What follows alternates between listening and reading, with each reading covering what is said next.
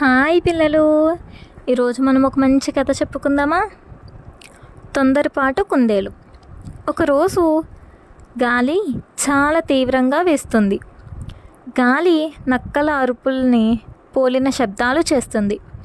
గాలి చేసే శబ్దం తప్ప మిగతా అంతా శబ్దంగా ఉంది. అడవిలోని కుందేలుకు భయం వేసింది. అది ఒక చెట్ట బోరియల్లో దాక్కుంది. అప్పుడే చెట్టుకు దగ్గరలో ఒక పెద్ద శబ్దం వినిపించింది. ఆ శబ్దం విని భయపడి కుందేలు బోరియలోంచి మళ్ళీ బయటకు వచ్చింది. అడవిలోకి ఆందోళనతో పరిగెత్తింది. ఆకాశం కూలిపోతున్నట్టు కేకలు పెట్టుకుంటూ అడవంతా కంగారుగా తిరుగుతుంది. అప్పుడు దానికి దారిలో ఒక లేడీ ఎదురైంది.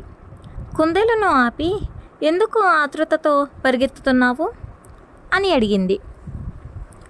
నువ్వు శబ్దం వినలేదా? ఆకాశం విరిగి కింద పడిపోతుంది అని చెప్పింది కుందేలు. ఆ మాటలు విన్న లేడీ కూడా కుందేలుతో కలిసి పరిగెత్తడం మొదలుపెట్టింది. వాళ్ళిద్దరూ పరిగెత్తుతూ ఉండగా దారిలో ఒక చారల గుర్రం ఎదురైంది. కుందేలు, లేడీ రెండూ కలిసి గుర్రానికి ఆ విషయం చెప్పాయి. వెంటనే అది కూడా వాళ్ళతో పరుగులంకించుకుంది. ఆ తరువాత గుడ్లగూప, నక్క, జిరాఫీ వాటితో కలిసి దాంతో అన్నీ కలిసి పరిగెత్తడం మొదలుపెట్టాయి.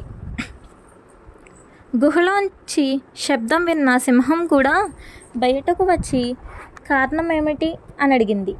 జంతువులన్నీ కలిసి ముక్తంగా ఆకాశం విరుగు పడిపోతుంది, విరిగి నేల మీద పడింది అని చెప్పాయి. ఆకాశం నేల మీద పడడం నేను స్వయంగా చూశాను అన్నది కుందేలు.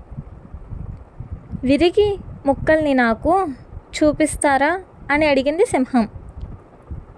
కుందేలు తల ఊపి సింహంతో సహా మిగతా జంతువులన్నింటి చెట్ట మీద దగ్గరకు తీసుకువెళ్ళాయి. ఆ చెట్టు తనుండే చెట్టే. అవి అక్కడ పడి ఉన్న మామిడికాయను చూశాయి.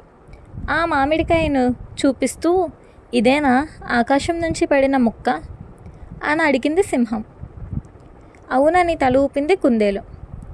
ఆ విషయం తెలుసుకున్న జంతువులన్నీ తమ తెలివి తక్కువ కుందేలు మాటలు నమ్మినందుకు, తాము తెలివి తక్కువ వాళ్ళమని రుజువు అయినందుకు వివరించాయి. అందుకు ఎవరినీ గుడ్డిగా అనుసరించకూడదు అంటారు పెద్దలు.